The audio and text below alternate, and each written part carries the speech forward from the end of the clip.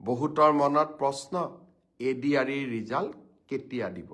মই আপোনালোকক প্ৰতিশ্ৰুতি দিয়া অনুসৰি একেবাৰে মাৰ্চ মাহৰ 7 তাৰিখৰ আগতেই আমি ADRE ৰিজাল্ট দিম। কিন্তু ADRE ৰিজাল্টৰ কাৰণে আপোনালোকে উৎকণ্ঠিত হৈ থকাৰো কোনো কাৰণ নাই। কাৰণ প্ৰত্যেকখন বহি বা OMR চিট এনচাৰ কি এতিয়া আপোনালোকৰ হাততেই আছে। গতিকে সেবাই ৰিজাল্ট দিয়ক বা নিদিয়ক, আপোনালোকে নিজেই নিজৰ ফলাফলৰ আকলন এটা কৰিয়েই ল'ব পাৰে। যোৱাকালি অসম বিধানসভাত ন্যায়াধীশ বিপ্লৱ শৰ্মা কমিটিৰ প্ৰতিবেদনখনো অসম লোকসেৱা আয়োগৰ দুৰ্নীতিৰ সম্পৰ্কত প্ৰতিবেদনখনো মই দাখিল কৰি চাকৰি লাভ কৰিম। সেই ধাৰাবাহিকতাকে আমি অক্ষুণ্ণ ৰাখিম।